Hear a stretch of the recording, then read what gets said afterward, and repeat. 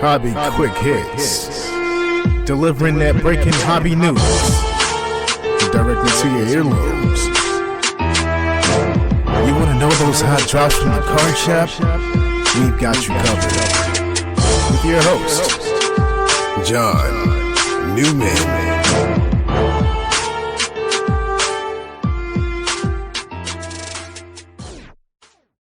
Hello, everyone. Welcome to episode 171 of Hobby Quick Hits. Another sort of impromptu episode, but I wanted to get some guests on today's show. Today's show, I'll warn you, will be a little bit longer than what you traditionally expect on a Monday release of Hobby Quick Hits. I have three gentlemen joining me, Bart, Scott, and Ray from the Sports Card Hall of Fame Network, and they're going to be talking about the second annual Football Card Hall of Fame induction. And you can still vote.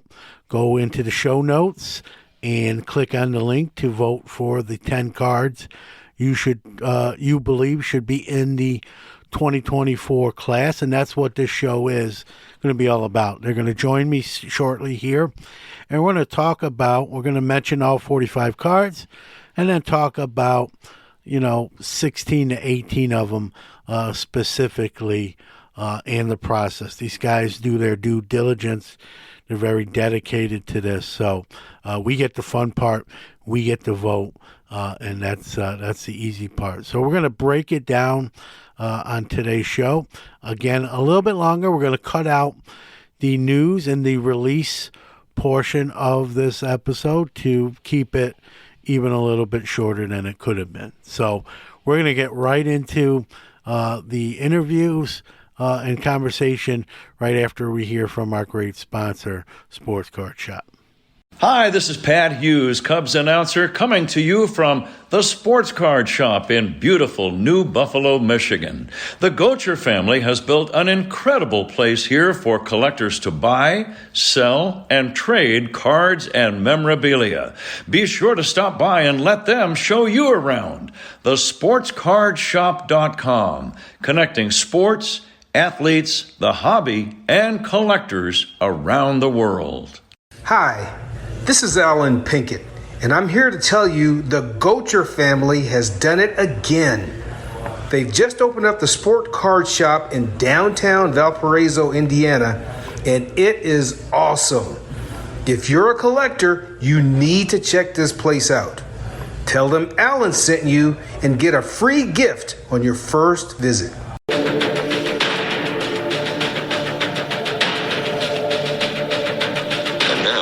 Feature presentation.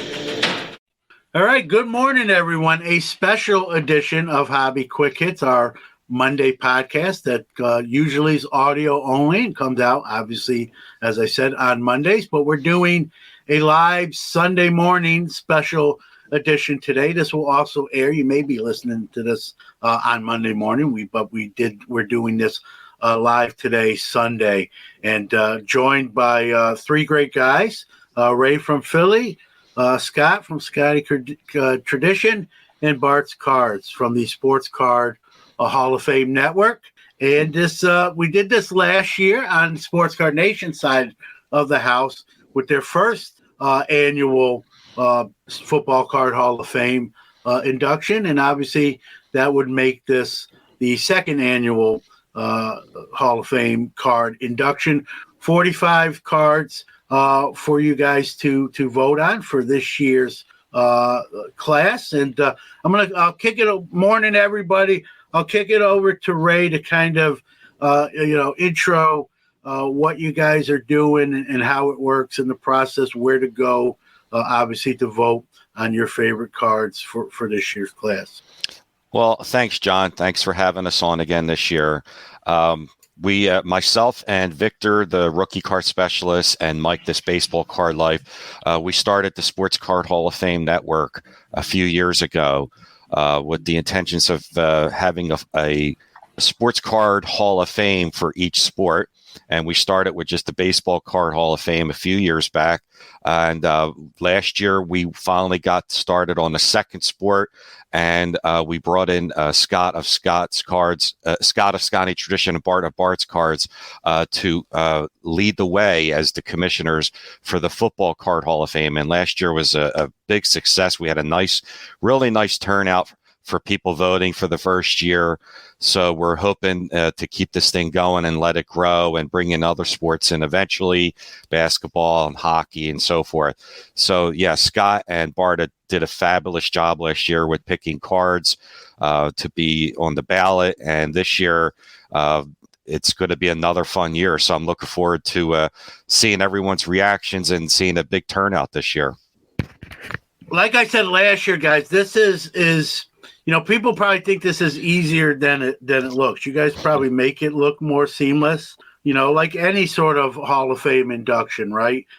You've got to narrow down a list. You could probably make 100-card list if you wanted to or needed to or had to, and now you have 45, and only 10 are getting in. With that being said, too, I want to name the 10 that are in from last year's induction. But in order by year, 1933 Sport Kings Jim Thorpe, 1933 Sports Kings Red Grange, 1935 National Chickle Bronco Nagurski, the 57 tops Bart Starr, 57 tops Unitas, 58 tops Jim Brown, 65 tops Joe Namath, 1976 tops Walter Payton, 1981 tops Montana, and 1986 tops Jerry Rice. So that's the inaugural class. Will forever be. And but I don't know if you guys. There's 45 cards on the ballot. We're gonna put graphics and talk about some more in depth. But in fairness to all 45 cards, if someone wants to just read them, kind of in the manner I did with the 10 that are in, just the 45 up for in potential induction. If you want to just to be fair to all 45, if you want to, I don't know who wants to do it, but kind of go through those. Well, I'd say I guess Bart or Scott will probably lead the way in that. I think Bart said he's lost sound. Okay. All right. I'll read them. I got them here. Again, and I believe these are by year. 1888 N162 Goodwin's champion Harry Beecher. 35 Chickle Clark Hinkle. 35 Chickle Newt Rockney. 48 Bowman Kenny Washington. 48 Leaf Bobby Lane. 48 Leaf Chuck Bednarik. 48 Leaf Sammy Baugh. 48 Leaf Sid Luckman. 50 Bowman Elroy Crazy Legs Hirsch. 50 Bowman Otto Graham. 50 Bowman Y.A. Tittle. 50 tops Feltbacks, Joe Paterno. 51 Bowman, Emlyn Tunnell. 51 Bowman, Norm Van Brocklin. 51 Bowman, Tom Landry rookie. 52 Bowman, large Frank Gifford. A lot of these are rookies. I'm not going to say rookie after everyone. 55 tops All-American Don Hudson. 55 tops All-American The Four Horsemen. 55 tops All-American Jim Thorpe. 57 tops Paul Horning. 62 tops Ernie Davis. 62 tops Fran Tarkington. 62 tops Dicka. 63 Fleer Len Dawson. 63 tops Bob Lilly. 63 tops Ray Nitschke. 66 Philadelphia Dick Buckus. 66 Philadelphia Gail Sayers. 68 tops Bob Greasy. 70 tops O.J. Simpson. 71 tops Terry Bradshaw. 72 tops Roger Staubach. 79 tops Earl Campbell. 82 tops Lawrence Taylor. From 84 tops Marino and Elway. From the 84 USFL set, both Reggie White, Steve Young. 89 score Barry Sanders. The incredibly tough 1990 pro set Vince Lombardi Trophy hologram. The 90 score supplemental Emmett. The 98 SP Authentic Peyton Manning. 2000 both 2000 playoff contenders and SP Authentic Tom Brady. And last but not least, the 2017 Panini Prism Patrick Mahomes. So a pretty eclectic group from old to young there.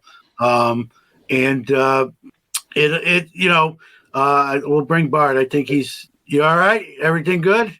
Back in the game. All right. All right.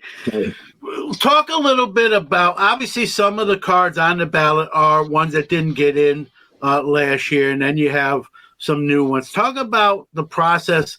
And while like I said in the intro, guys, you make it look seamless.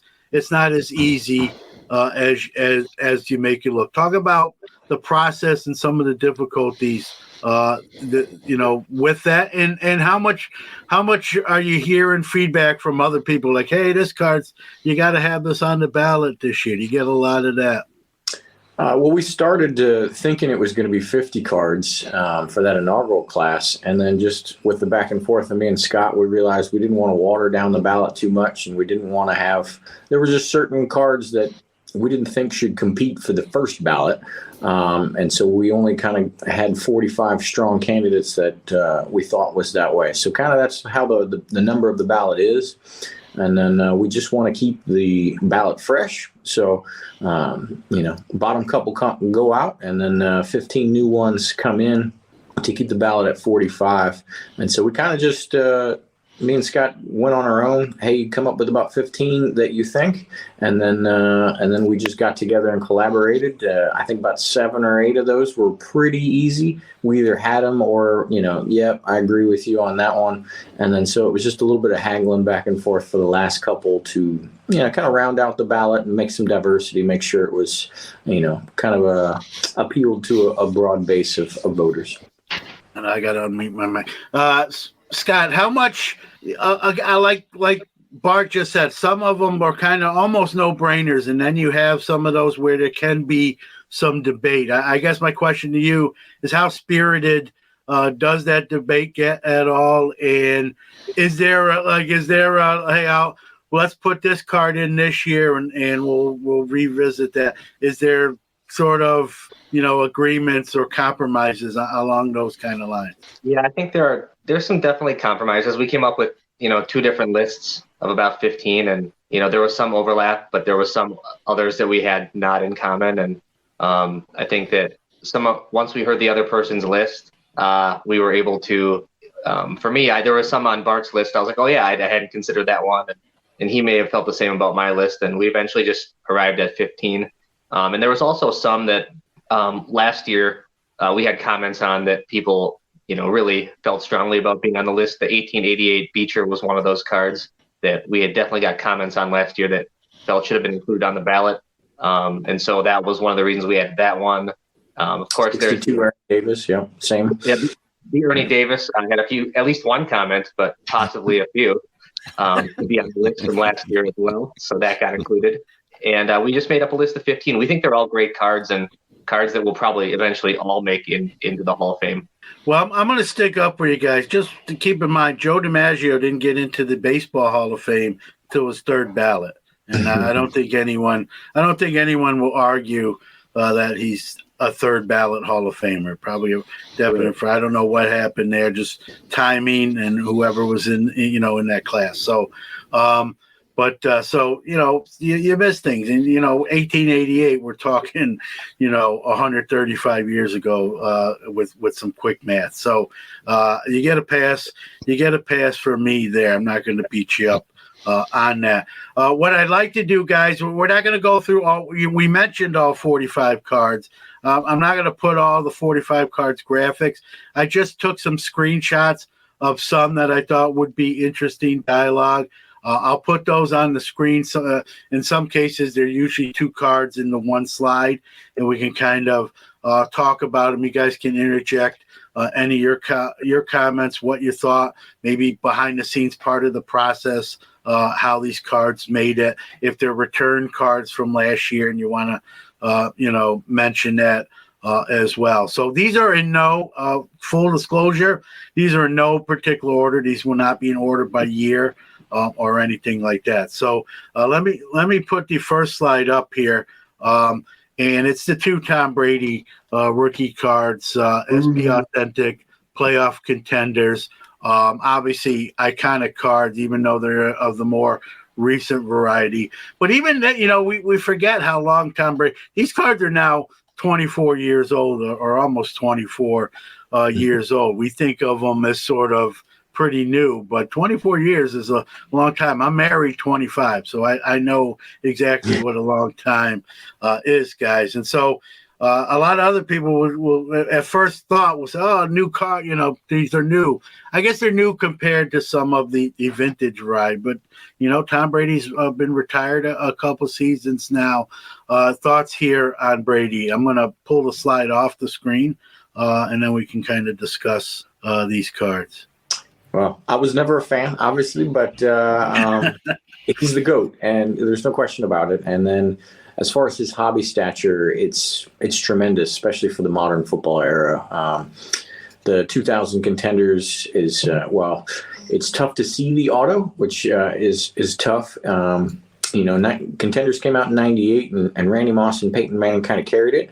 But they kind of just carried all the product of that year. And so Contenders didn't really make his niche just yet. And then that 2000 Contenders made it a set to stay and that we all, look forward to each year. And then the SP Authentic, nice and cleaned, a high-end product of its day, and obviously still very expensive, and a numbered product as well at a 2000. So kind of neat, kind of a, chase-ish base card, and still tough to get. The boxes cost you a couple $100 back then, and now, probably couple $100 for a pack. So pretty cool cards. They put football on another atmosphere as far as the prices that get fetched for the hobby cards. Yeah. Scott, I'll ask you this question, or even Ray, or whoever wants to answer it. How much, obviously, those are two very expensive cards. And a lot of these cards are going to have value just because of their significance. How much does the value that one card may have over another one, how much does that come into play when coming down to that final, candidate list? I think more than value, just the sort of hobby recognition of the card plays a big role. The SP Authentic card is the card that the PSA set registry uses as Tom Brady's rookie card for almost every set. So that has a wide array of likability for a lot of collectors, and so that's why that one gets on the list. And then the auto card, certainly the value of that card in particular has a lot to do with why that card is on the list. It was really one of the first cards to fetch six figures in the football card world. So that's why that one gets on the list. Yeah, and I would argue that Contenders card probably, push the hobby to do things like grade autos separately and stuff like that, because, I could have had a beat up Contenders, but if the auto's all the way on card, then I'm getting a BGS 7 with a 10 auto or a PSA 7 with a 10 auto. And that brought some validity to that type of grading too. So a card like that can change a lot of things. Yeah, no doubt. All right, guys, we'll go to the next two cards here. The one thing I want to say, I've already cast my ballot, full transparency and disclosure. I will try not to give away necessarily who I voted for.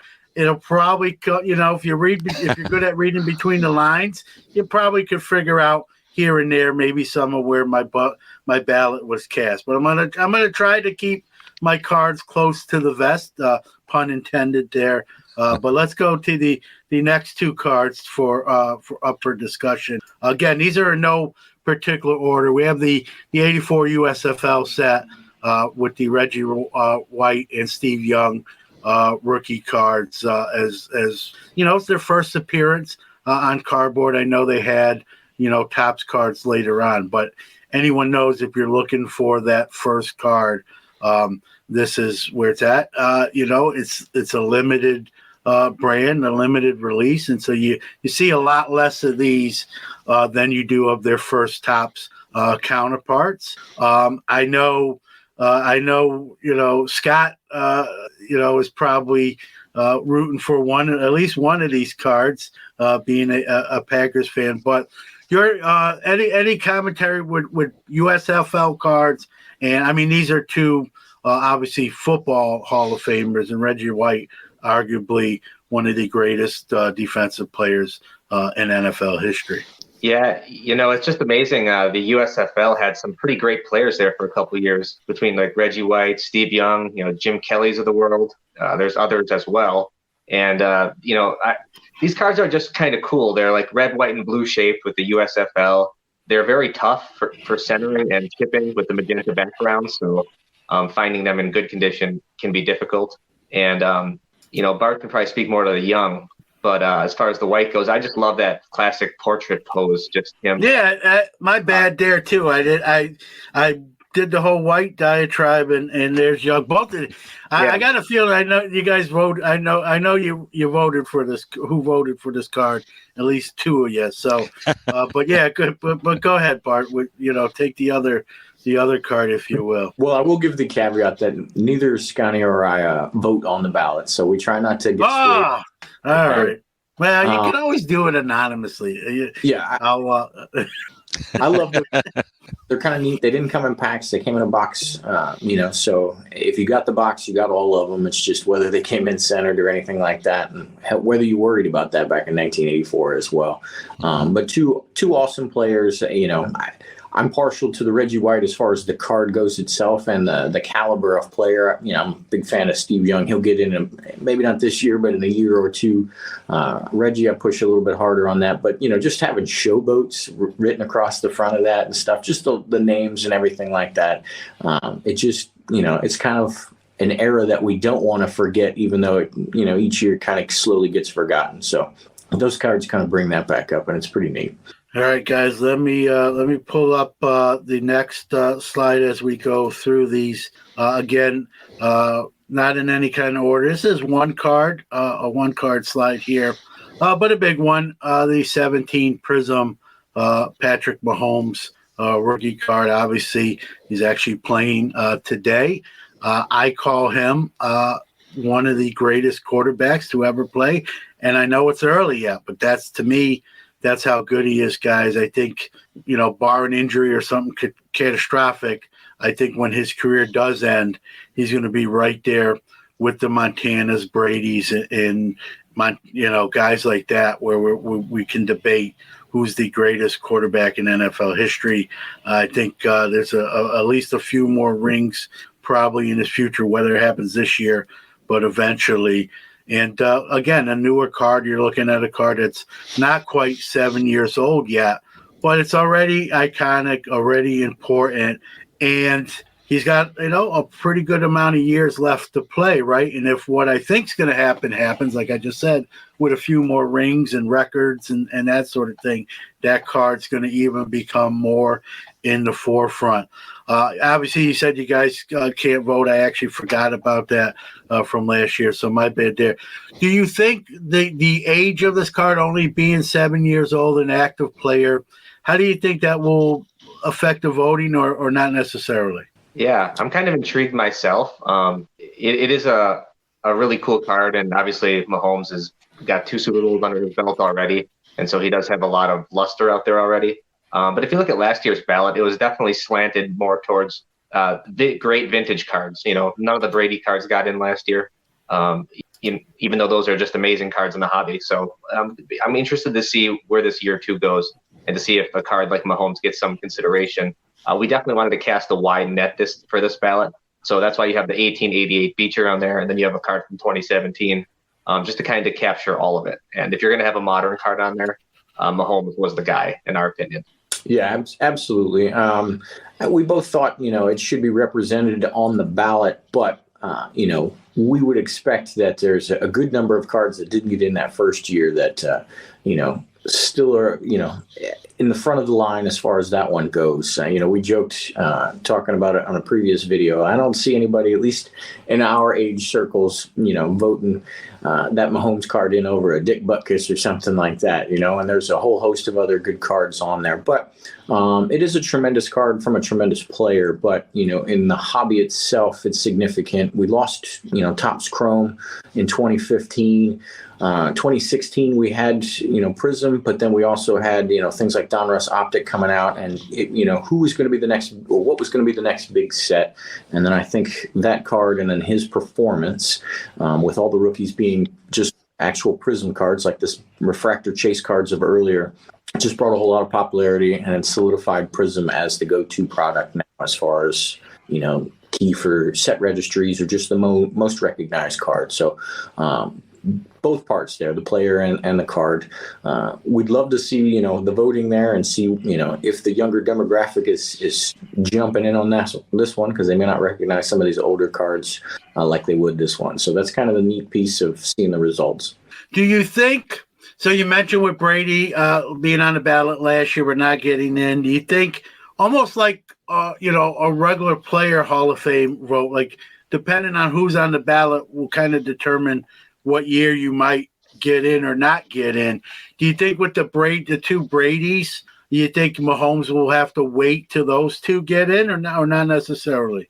Not necessarily. I think he's going to have to wait for one of the Bradys to get in, I think. And there was a pretty big disparity between the contenders and the SP Authentic last year. We'll see how that turns up this year. But I would say I can't imagine anybody voting for the Mahomes and not voting for the Brady, at least on the same ballot. And so there should be some waiting there, but probably not a ton. They're both pretty strong cards of the modern era. I agree. All right, guys, let's go. We'll kind of move briskly. We'll go to the next slide here. Two cards again. Most people just have to see these. They know what they are, right? From the 84 top set, Marino and Elway rookie cards. This set, as most know, you guys know, classically off-centered cards. So when you find a centered version of these, it's most likely in a plastic slab with a grade on it and a high one and a high price tag. But iconic cards, two great players, right? When we're breaking down the players, Elway has a ring. Marino got to the Super Bowl in his rookie season, didn't win it, and then everyone kind of was a foregone conclusion. Oh, he'll be back. It never happened. People who like to look at rings to greatness will point to that. I still feel like Dan Marino is one of the greatest quarterbacks to play the game, and we could probably say the greatest quarterback to play the game who doesn't have a Super Bowl ring. But these cards are iconic and condition-sensitive cards. I guess you can speak to these, but how much does the fact that they're traditionally off-centered plays into whether someone votes for them or not? I would probably say not much, if at all. Do you kind of take the same line or not necessarily? I just think these are two iconic cards from the mid-'80s, where a lot of collectors were growing up in that 1980s time period, and they can think back to these football cards. And they're two kind of franchise quarterbacks for their specific teams that kind of pull that scent. So that's, I think, plays a bigger role than the centering itself. But I don't know if you would agree with that, Bart, but that's just my take on it. I think it's a little of both. I think if you were looking for these cards and you were searching for these cards, whether it was on eBay or when you were younger at shows and stuff before eBay was around, I think some of that chase probably built up some popularity and some recognizability. You go looking for a card and you find the one you want immediately upon looking for it. And maybe it's probably not as popular for you, right? You didn't have the thrill of the chase or the thrill of the hunt there. But with those two cards and many others, if you were doing that, then how many you've seen and sifted through builds up some, mental muscle memory there that probably in the long term creates some popularity. So that should help the voting. But they're just two awesome players as well from a well-designed set, regardless of quality control there. So they do get some recognition just based on that. It's a good set. There's other Hall of Famers too. Isn't Dickerson in that set as well? Howie Long. Howie Long, yep. Yeah, that's a great set. It's piggybacking off what Bart said. Just too bad the QC that year for whatever reason. Maybe they went on strike too. But yeah, just every time, as a dealer, I'm set up and someone like, hey, you're buying, and they hand me those cards, and they're just traditionally so off center. Sometimes it's frustrating. Yeah. So, all right, guys, let's we'll go to the next slide here. Again, another iconic card, 1966 Philadelphia, Gale Sayers, rookie. Gale Sayers, I know his career was a little shorter due to injuries, but obvious Hall of Famer, iconic player. I would be shocked if this card didn't get in here on the second year. But that's why the voting takes place. But what say you guys? Yeah. I don't think it got the popularity we probably expected to last year. Whether that's the Bears fans didn't show out, or 5 years in the league just doesn't do it for some folks. I think the card itself is absolutely beautiful. Maybe you will the player depicted as far as his obviously had tremendous impact as a Hall of Famer, but comparatively to some other people's careers. But beautiful pose, beautiful color contrast with the Bears uniform, nice white bordered card in the 60s. So it's pretty cool. I'm a fan. I don't know if it gets into the second class, though. Yeah, I actually think it probably might get into the second class. We'll see. It's just such an iconic pose. Whether it gets towards the middle or bottom of the list, I think it has a shot at least to get into this class. I guess we'll see. Yeah, it's funny. That is a great pose. Like the NBA logo is Jerry West. The NFL is the shield. But if they ever wanted to use like a player silhouette, that would be a candidate. One of the final candidates for that logo if the NFL ever did something like that. It'll be interesting to see how this plays out. But I'd be surprised too, Scott, if this didn't get in this year. But that's why you have the voting to see what the majority say, and it'll be interesting to see how that turns out. All right, next slide here. Two iconic cards for different reasons. The '89 score, Barry Sanders rookie. And something, unfortunately, he never got to win or even play for the 1990 Pro Set Lombardi Trophy. I thought it was pretty funny, these kind of being on the same slide. The Lions are hoping to change that this year at the time of recording. We'll see if that plays out. But Barry Sanders, I always call him one of the most underrated players. Even though he's revered, I sometimes think because he was playing pretty much parallel with Emmett, and Emmett breaking sort of the all-time rushing record, I thought he sort of didn't get the accolades. He also retired fairly young as well. I think that didn't help him. But anyone that was a fan of football back then, watched him play, would not argue the greatness of Barry. And the Pro Set Lombardi Trophy card, I opened a lot of that product. I can tell you, never pulled that card. I'm trying to rack my memory, guys. I don't even think, even in my store days and my dealer days, I don't think I've even ever owned a card. So very tough card to acquire. I'll get your thoughts on this, but I want to kind of start with the Lombardi hologram card, just because of how rare it actually is and short printed it is. Do you think that may even hurt its chances at induction? Like, we all know the significance of the card, but there's probably people who will see that on the ballot. Not everybody, but there'll be some people who see that card on the ballot and say, what is that? Probably younger people as well. Like, what's it? They'll probably have to Google, 1990 Pro Set Lombardi Trophy hologram to find out more about it. I guess two-pronged question. Do you think that will hurt its chances at induction, at least for this year? And might it not get in just because not enough people either own it or know about it? I don't know if we added it to the ballot expecting it to get in this year, but this was one that Scotty brought up on his list, and I was like, oh, yeah, that's a good one to add.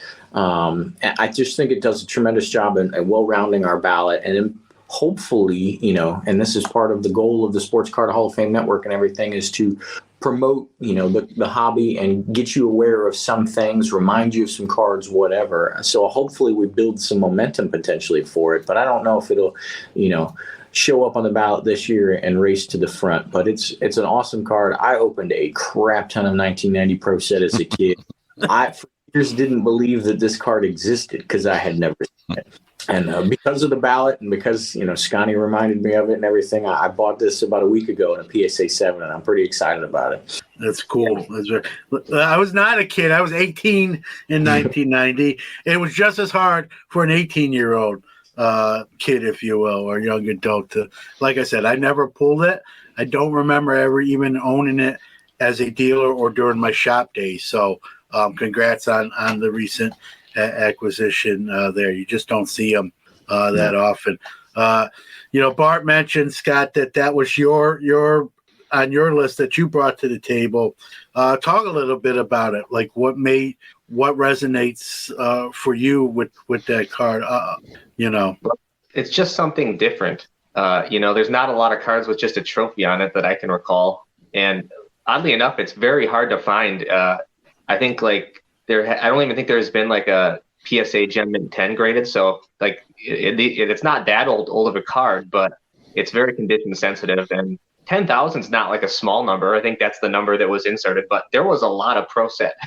So that 10,000 number gets really diluted at the end of the day. So I just thought it was a good opportunity to kind of educate, as well as put a unique card on there that it's got the trophy on it. So, I mean, I just think that's a cool potential card that might eventually get in. I don't think we're expecting it to get in, as Bart mentioned, but kind of a unique card that we wanted to educate people on.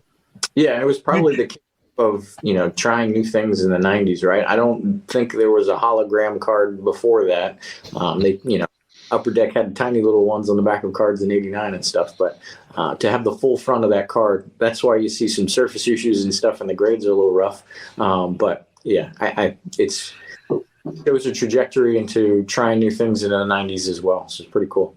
Yeah, I think it was the catalyst for Upper Deck eventually putting those team holograms into their products. I think that was the example that they said, hey, let's make some team ones. I wonder how many people pulled that card and just thought, it's a trophy. Like, how many are like, regardless of how many they printed, how many like got thrown out or crumpled up or just tossed to the side and maybe sitting somewhere and people don't even realize kind of what they're sitting on, right? It's kind of crazy when you think about that. The pro set checklists were huge, and then there was random extra print runs that had extra cards and extra photos, and there'd be like card number 781 Alpha, Bravo, and Charlie. They had a bunch of different ones that would show up, and errors and uncorrected errors. You didn't know what you were getting a lot of times. And if, it was a cheaper product, so if you're a kid, absolutely those types of things can happen even more so, right? You're just looking for your favorite players, your favorite team.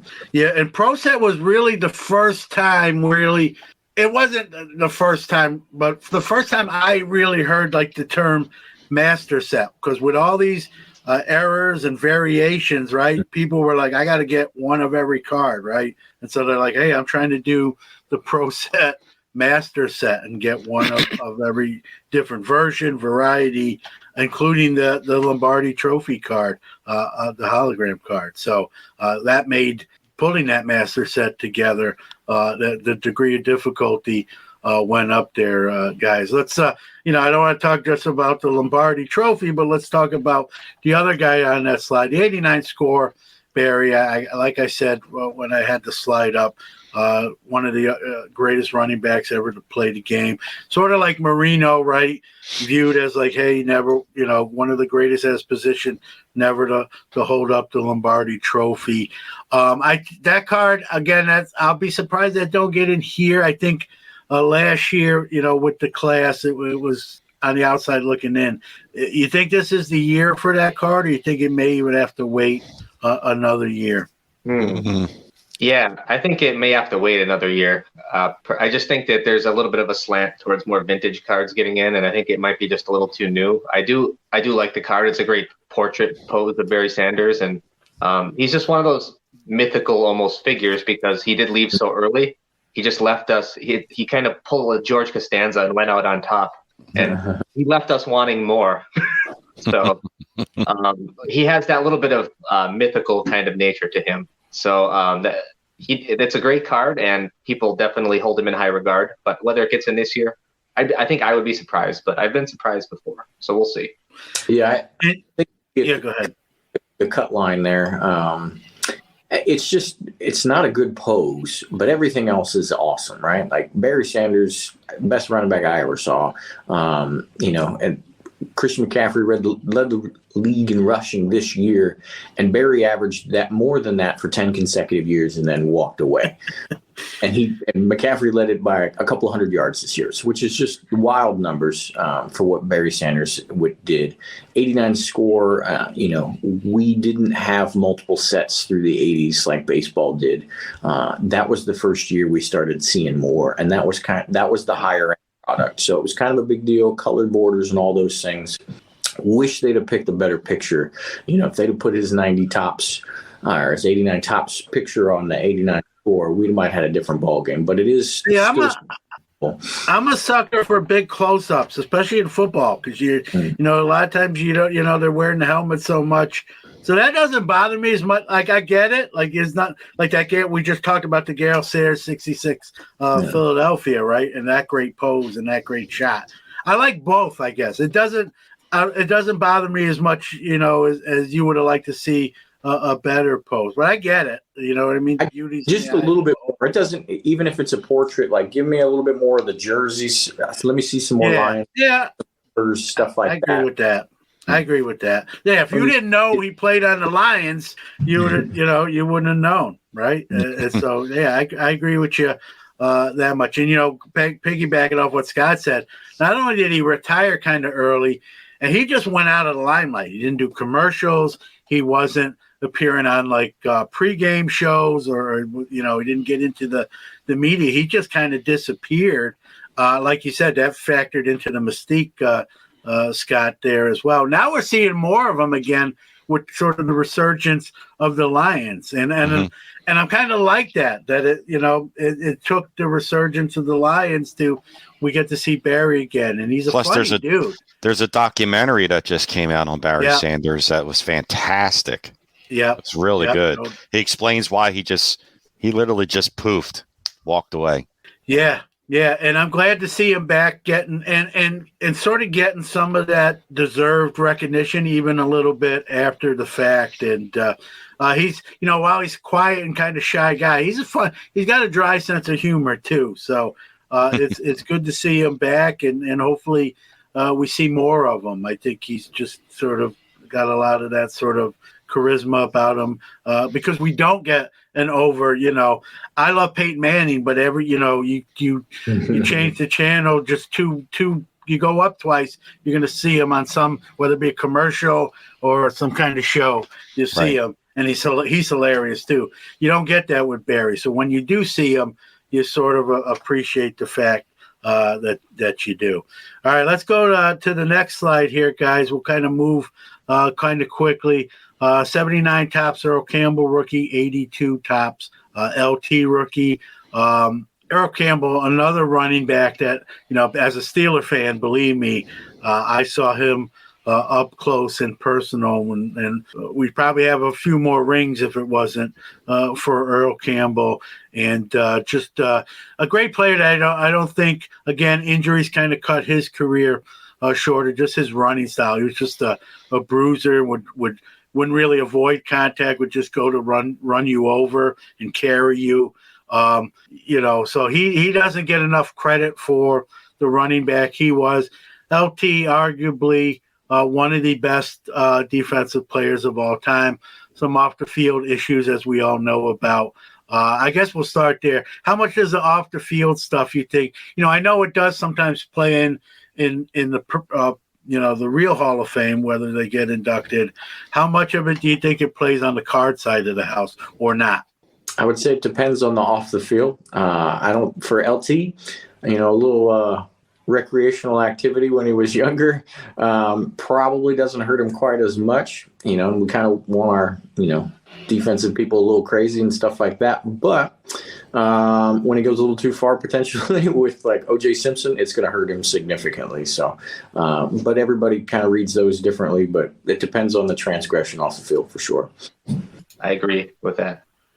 And again, I want to just touch on like that card eventually will probably get in. I don't know about you guys. I don't want to speak for you, but I'd be shocked if it got in with this year's class. But much like sort of him as a player, A lot of people don't know how great he was. I think same thing card-wise here. So I'm glad to see it on your guys' ballot, but I'd be surprised if it was one of the 10 cards that does get in. But I'm glad it's getting the recognition to be on the ballot.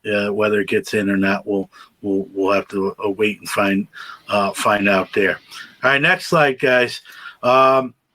Hey, one of these guys I'm very familiar with, the 71 Topps Bradshaw rookie, and as aforementioned, the 70 Topps O.J. Simpson rookie. These guys, are definitely characters. Bradshaw's still in the limelight, doing pregame and in-game studio analytics.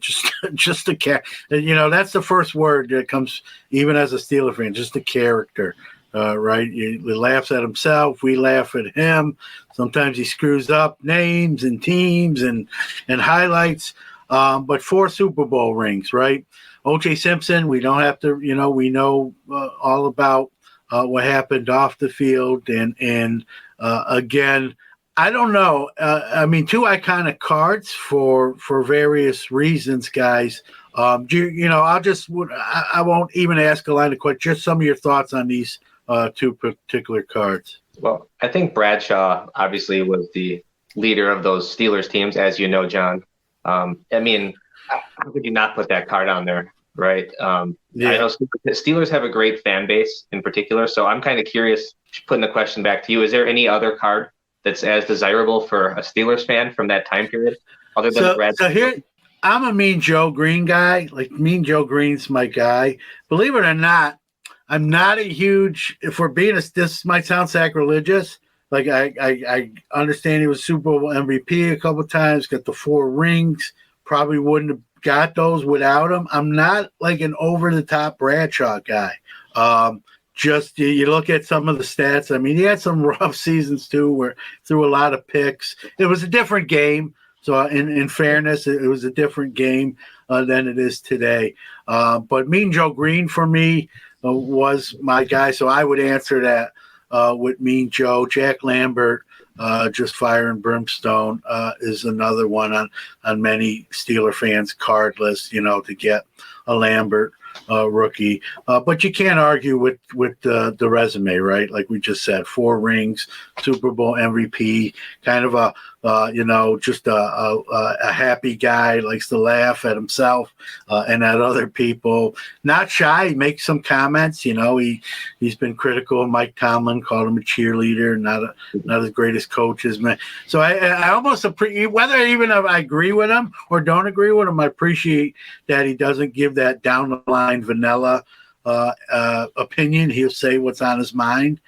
So I appreciate him. I think I appreciate him more now, guys, post-career, than I did watching him as a young kid, and that sort of thing. But Mean Joe, for me, it was Mean Joe Green. So what you're saying, John, then, in true Steelers fan fashion, you kind of harken back to some of the defensive greats a little bit more than the offensive players. Yeah, for me, one of the reasons I'm a Steeler fan was the Mean Joe Coke commercial, and that kid was my same age at the same time, and we had a resemblance to each other. And so I sort of, because of that commercial, I'm a New York City kid, so it was sacrilegious. You either had to be a Giants or Jets fan, and that commercial came out when I was 5 or 6. I didn't want to be a Giants or Jets fan, so that was my craft to jump on and become a Steeler fan. Yes, they were successful in starting to build that dynasty at that time, but I also stayed on during those rough 80s too. So anyone that thinks, well, you got on when the getting's good, I didn't jump ship in the 80s when they were one of the worst franchises in the league. But Mean Joe Green, Jack Lambert, the receivers, Stalwart, Swan, I always sort of put them in my rankings ahead of Bradshaw. Some other people say you're crazy, John, but to each their own, right? But you can't argue with the hardware. All right, guys, go ahead, Bart. Well, on the 71 Topps, right? The card stock itself, it's kind of up for the set. Not white borders after a couple years of those. And obviously in his picture there, he's got the golden locks flowing, so it is a pretty recognizable one. 70 tops is not necessarily too appealing, but you had the OJ on there. But I'm a big fan of OJ's career, and that light blue jersey he wears in 1970. I don't really like the set, but then I come across that card and I'm like, oh, all right, maybe the set's not so bad. But 2,000 yards in a 14-game season is pretty legitimate. He was a monster, but we lose sight of that because we try not to bring attention to him. The media doesn't bring attention to him nowadays, so you don't remember all of the great things he did. And then the Bills just didn't win a whole heck of a lot back then either. Yeah, that's the sad thing about the after career stuff with OJ. That's the first thing you're going to think of now, right? I think everybody, even young people, probably know more about the criminal stuff than OJ the football player, and that's the tragic part of that. Going to the next slide here, 2 cards from the same set, 62 tops, Fran Tarkington and Mike Ditka. Another guy, Tarkington's another player that's probably doesn't get. He really was the first, in my mind, one of the first guys to really kind of make scrambling quarterback a thing. And Mike Ditka, just all you got to do is say Ditka, right? And you get it gets some sort of reaction or a thought will enter somebody's mind. And this is a great set again with the black, a lot of the black coloring and condition sensitive set and cards. And so I'd be, Ditka. What do you think of the odds? Given as someone who doesn't vote, what do you think of the odds of one or both of these cards maybe getting in? Maybe. I think that it's going to be on the border of maybe next year's vote or this year's vote, or towards the bottom of this year, I would think. Obviously, they both have some appeal. Ditka to Bears fans is synonymous with that team. And just the 62 set in general is just such a cool set. It's not just those 2 cards. You could have put the 62 Unitas on there, which is also a popular card, or the Jim Brown from that year. Yep. Obviously, there's the Ernie Davis as well that we haven't talked about yet. But just a great set, tough borders. You got the action shot, black and white on one side, the portrait shot on the other side. It's very condition sensitive. So, but yeah, both of those players are synonymous with their particular teams. Tarkenton with the Vikings and Ditka with the Bears. And I would guess they're not going to make it this year. That's just my guess. But I think they're on the border of this year and next year, kind of making it in. Yeah, I agree. I think that Ditka's top of Fran a little bit. He carries the 62 set. He's the kind of the headliner now. 62 set does, deserve a lot of recognition, but I think he's kind of at the cutoff line. I don't think he's going to quite make it probably, but that's one of those cards and one of those players where the voting will really come down to the affinities of that voter, right? We have some icons that, just didn't quite make it in the first year. Only 10 could get in. So, people are always going to have, that's just a super recognizable card. But then you're going to get into pulling the heartstrings on what you're a fan of and stuff. You could be a Bears fan and maybe Ditka got a chance. You're Packers or something else fan and maybe not so much, right? So we'll see.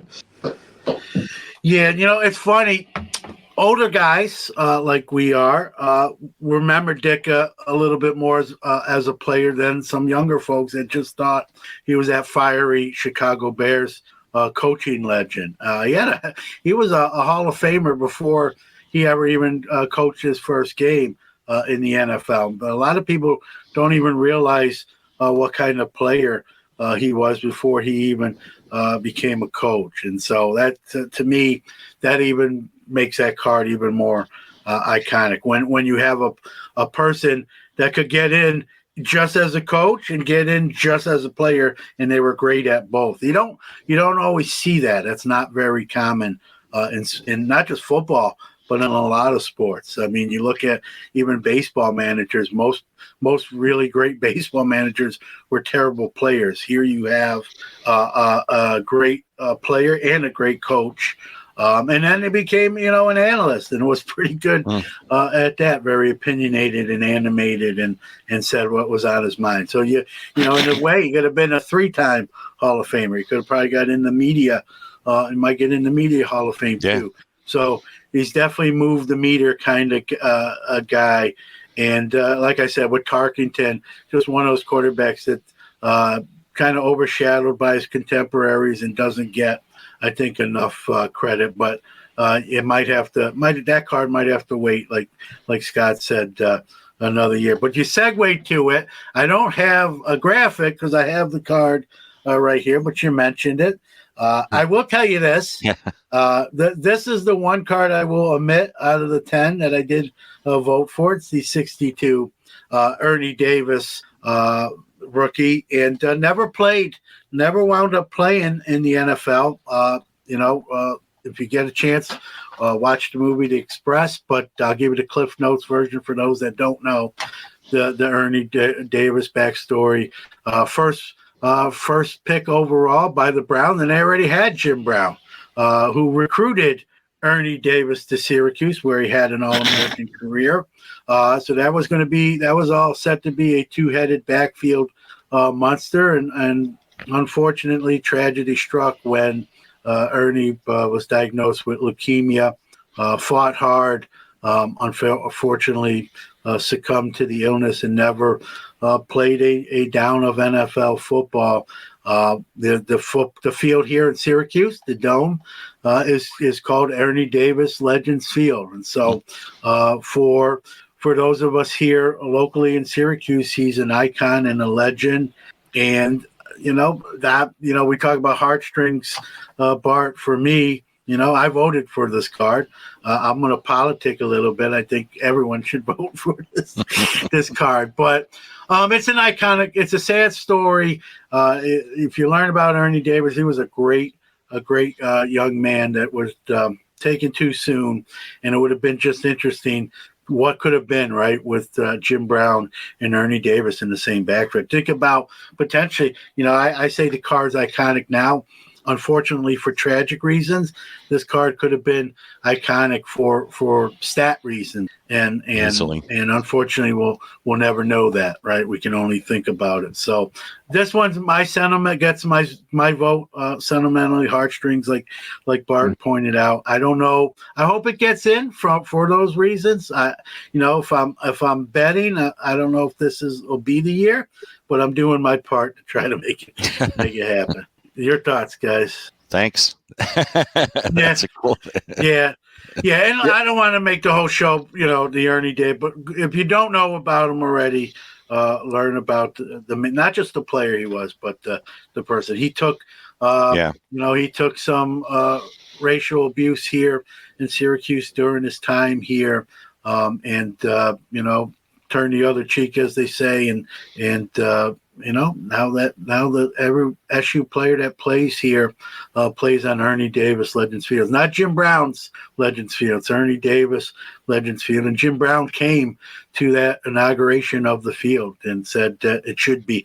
Jim Brown himself said this field should be Ernie Davis Legends Field, and have no problem with it not being Jim Brown. So that's the biggest endorsement you're going to get, and both of those guys are unfortunately now gone as well. So, all right, let's go on to the next slide, guys.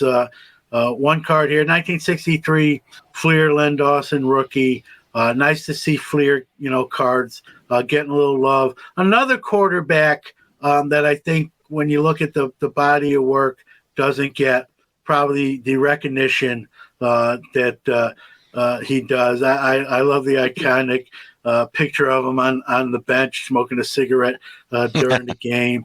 But this guy was a great player, then went on to do inside the NFL. Many people probably even just know him from that side of the fence. But it's a one card here on this slide. I'll have you, guys, anything you want to add here. I love this card. I love that card. It's beautiful. Yeah. Again, that card. 63 Fleer AFL issue. We had another one on the ballot last year, Allworth, but he got bounced being on the bottom. We were kind of surprised by that both. So, we reserve our right as commissioners to introduce it again in a future year. Beautiful card, I guess, just doesn't quite get the love as a player sometimes. The 60s and early 70s statistically for quarterbacks was very sloppy, but he still produced the wins and still was, ahead of his peers at the time, hence the Hall of Fame induction, right? Yeah, no doubt. We got a Len Dawson "Let's Go" from the chat room, so maybe that we'll vote. Yeah, we'll see. Do you think being a Fleer card, guys? I want to, do you think being a Fleer card hurts that card's chances, or not? Maybe that's a little overstated. I don't necessarily think so. I think that card is held in pretty high regard by especially Chiefs fans, early AFL collectors, that kind of stuff. So I don't think the fact that it's a Fleer card in particular hurts it. But that's just my opinion. Yeah, it's not the Fleer. It's just we know through paying attention to the hobby and the sport itself, AFL just doesn't quite get the love that the NFL did at the time. And so the card is the votes are probably going to suffer a little bit for that. But great card, great issued set. Yeah, comment here from Ray, right? Remember watching them? Yeah, and with Nick Bonacani, yeah. Bonacani's another issue guy. Yep. Yeah, I remember when that was the best incarnation of that show. I know it's went on from there, but that was, to me, that was the original and the best version. I have more slides. They're being uncooperative, guys. So this is the last slide I'll have, but I want to mention some of the cards from the slides that won't upload for me for whatever StreamYard's being mean to me. So this will be the last slide, but we'll have some other cards we can toss around. But let's put this up there. The 1955 Topps All-American, the Don Hudson rookie, and the Four Horsemen card, which is a short print. They're both short prints. I was shocked. One of the surprises, I believe, from last year for me was that the Four Horsemen card didn't get in. I know, first year, it's going to be the toughest to get in because no one's in yet, and there's so many iconic cards. But that card is pretty iconic. I thought it would maybe crack the top 10. It didn't. So I guess my question to you, is this the year for the Four Horsemen card? To be honest, I don't know, but I wouldn't be surprised if there's a couple cards from that 55 Topps All-American set that made it in this year, because I think the Jim Thorpe is still out there. Yep. Yeah, that's another one. And there's the Don Hudson, who, is an iconic card in its own right. So I won't be surprised if any of these made it in this year or early in next year's ballot. Yeah, I think if we were doing a Hall of Fame for football sets, 55 All-American on that first ballot. I just think with the Four Horsemen, you kind of have to be a little bit more into the football. You got to be a little bit more of a historian of the football game to give it the appreciation. I just don't see it, garnering as many votes as maybe some of us purists think it should get. Because I think that Hudson, should get in first. I should think the Thorpe from 55 should get in there as well. So the Four Horsemen might have to wait a little bit, but an awesome card nonetheless. One of my favorite sets in terms of design and look, and it's funny when someone brings like cards that they're trying to sell to, whether it be to my table or via phone call or text message, and these are in it. Even some of the lesser players, I try to get them. I've even, toyed with, I'm not a set guy anymore, guys, like a collector wise. And every once in a while, the thought pops in my mind about putting that set together. I've never done it. Probably won't because my wallet talks myself, my head out of doing it. But it's one of my favorite aesthetically pleasing sets to look at. The Thorpe card they're all great cards that you mentioned. I thought Thorpe even had a chance, do you without, there's a few cards on the ballot here from that set. Are you expecting at least one of them to get in this year, or would you be surprised if none of them got in? I think the Thorpe was pretty close last year. I think it was just outside the top 10. I think it was maybe number 11 or 12. So that one I would expect for sure to make a run this year to get in. The other two, maybe towards the bottom of the list. Yeah. I'd like to see Hudson get in as well. I think he's, as far as a player, in the NFL, I think he's definitely, top 20, which is what we're doing, 11 through 20, basically, right? And I love 55 All-American. So I'd love to see it get in as well. If it doesn't, it's going to be pretty high on the list next year for sure. Yeah. All right. So like I said, my slides, they're not letting me, they let me put up the I think 11, and I have 16. I'll mention the cards that are on the slides that it won't let me upload. We'll kind of go through these kind of in rapid fashion. The next slide I had would have been the 1950 Topps felt back Joe Paterno during his Brown days as a player. As someone who does shows, who attends shows, you rarely see this item. At least in my travels, I can count on one hand and probably on just a couple fingers how many times I've actually seen this card or pennant, if you will, in person. Just kind of any thoughts on this? It's a tiny card. It's only 7/8 of an inch by like 1 7/16 or something like that. So it's very tiny, very condition sensitive. It has the brown pennant on the back, like where he went to college. And I think the combined PSA SGC population is somewhere around 100 or so on this card, maybe a little bit more, but it's not super available like you mentioned. But it is a card of basically a college football legend. And of course, he kind of, towards the end of his career, fell out of luster a little bit with some controversy as well, which may have hurt that card a little bit as far as the value goes. But that's ever since I first got into the football side of the hobby, that's been a card that's kind of been revered by longtime collectors just because it's so hard to find and certainly in decent condition.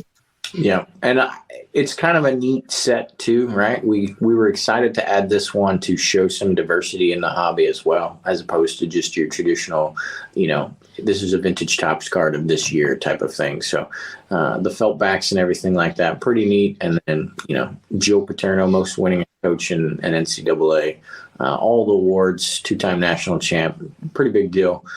So we were very excited to add this to the ballot. Yeah, no doubt. Like I said, you don't see these. It's iconic for that reason alone, and you factor in the legend that is Paterno, regardless of not to poo-poo the other stuff, but what he did as a coach at the college level is, speaks for itself. So the next slide would have been the 1935 Chickles, the Rockney, and the 1948 Bowman, Kenny Washington. I'm familiar probably with Kenny Washington more than most just because of the connection with Jackie Robinson. I'm a huge Jackie Robinson guy. Not enough people know about Kenny Washington. Glad to see him make this list for card induction. Rockney is obviously more known when you mention both of these people's names.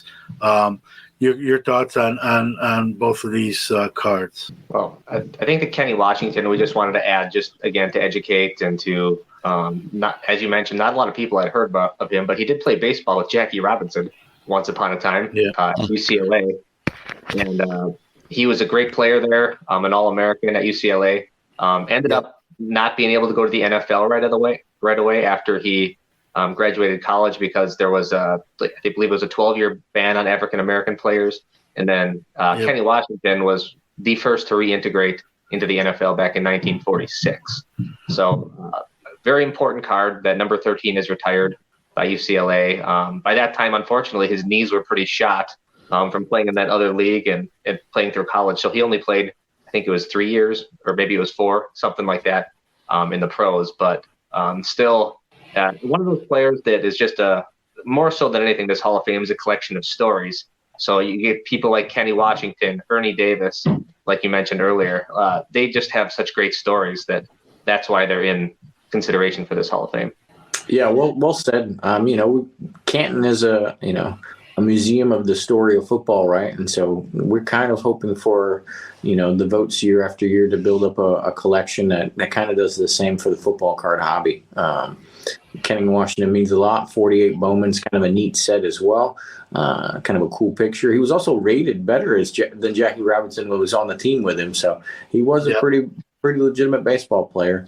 We could have gone with his 48 Leaf. I thought and we both kind of agreed his 48 Bowman was a little bit more iconic. Although the color of 48 Leaf is pretty cool as well.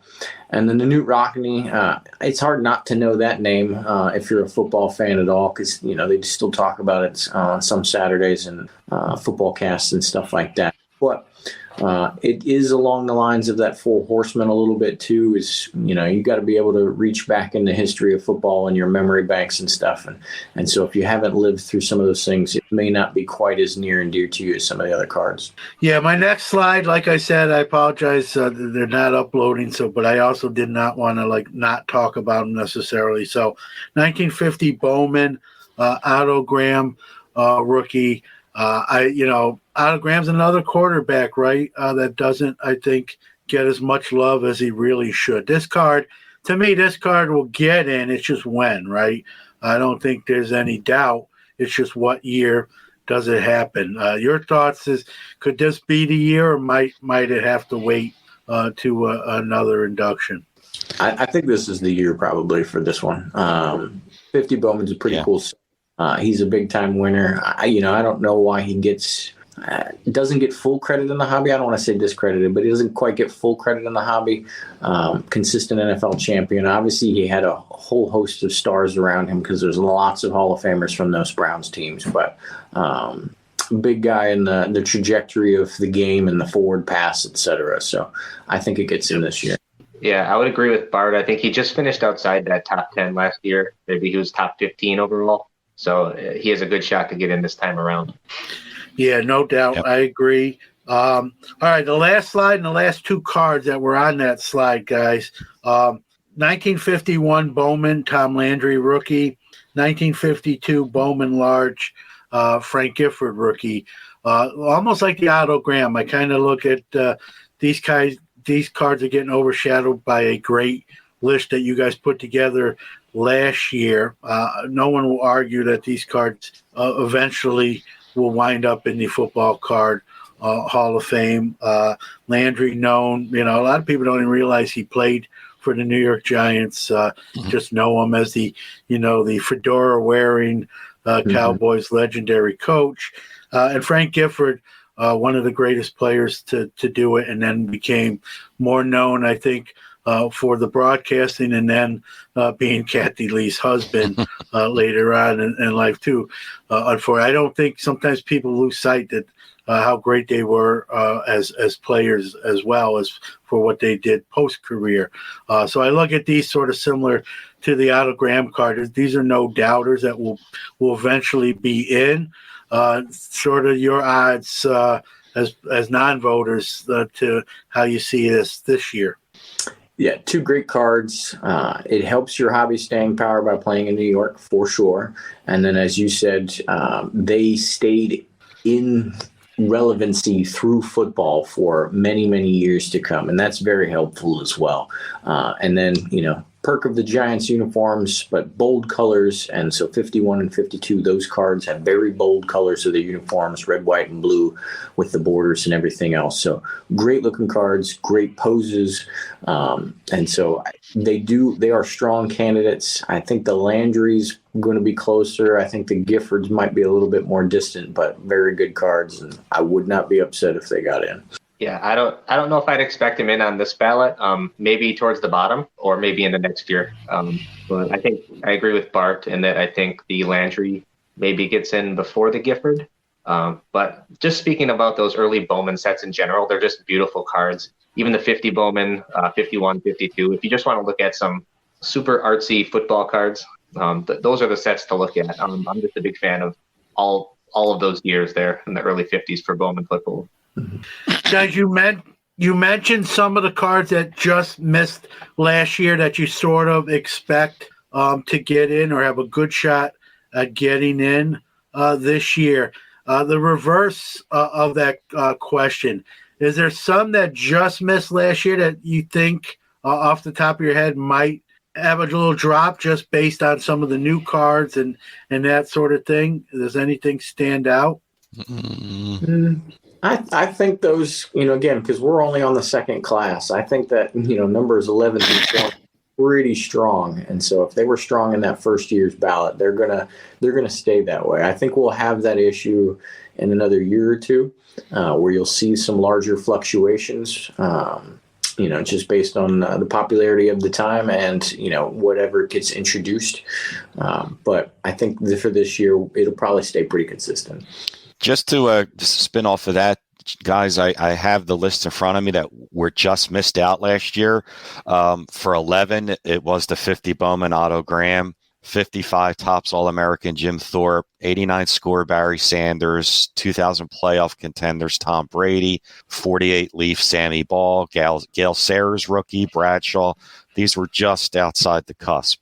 Okay. Yeah, it'll be interesting too, Ray. It's a good point, but you see how, I don't think all the ones you mentioned will necessarily get in this year, but it'd be interesting to see what percentage of them do. Obviously, when new candidates are on the board, that's gonna be a factor as well. So we'll see how that goes. Guys, I expect the answer to this, but I'll still ask the question. Do you expect, you guys have gained momentum with this, piggybacking off the baseball version of it. Do you expect more voter turnout? Does this sound like a political show here? But do you expect more voter turnout at the polls in this second go round?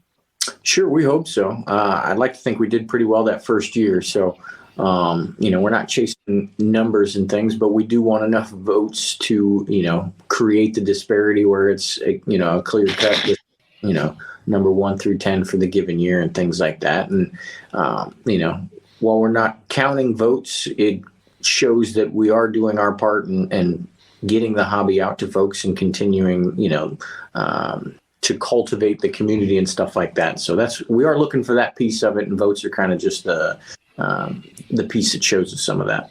Yeah, I think it's going to continue to grow. Last year we had 316 votes, which for a first year was really, really good. And I haven't checked lately what we're at right now, but I think with the sport, with this hobby growing in all aspects, I think football and other sports are going to continue for other people to look at, not just baseball cards. So, it's going to be interesting to see. I'm hoping that it continues to grow. I think it will. Yeah, no, I think it will too. That's why I do this show, and I got to do a better job, like just kind of baking it into the schedule and connecting with you guys, so we can just have it scheduled weeks in advance, and we can do a little bit more sort of pre-promo. Jim has been instrumental too in talking about it and having some of you guys on. So that's definitely going to help as well. I think it'll slowly, like a snowball going downhill, it'll start to get bigger and bigger, and as you do these, and and then add maybe other sports like you mentioned, Ray, as well. Yep, for sure, definitely. Well, guys, listen, what these guys do, while it's fun, I'm sure these guys are having fun with it. It's also some work involved, right? You've got to do your research and do your due diligence. So the best thing you can do for their hard work, right, is go to the ballot and cast your vote for your 10 favorite cards. I will tell you, one of the cards I did vote. One of them's Ernie Davis. I won't tell you the other 9, but you might be able to read.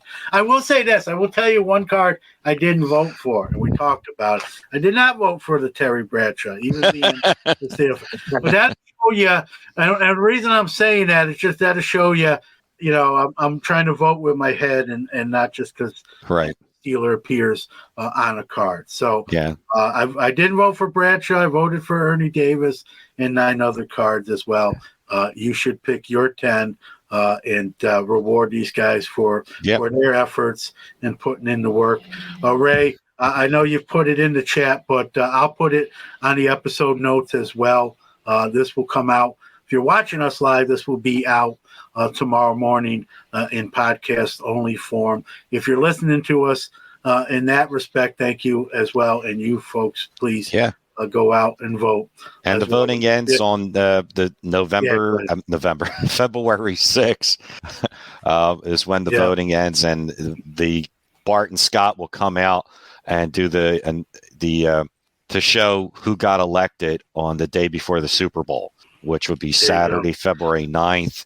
And make sure everyone go out to the Sports Card Hall of Fame Network YouTube channel, and you'll see the video there and the link there to vote. tell everybody, and stay tuned. Voting ends on February 6th. So, and thanks to Mike, this baseball card life, he does a lot of hard work, and Victor, the rookie card specialist, for getting the word out. Bart and Scott, the 5 of us together, are making this thing grow, and we're having a lot of fun. And get out and vote. Well, Bradshaw got at least one vote, as Orlando said. Orlando. His vote.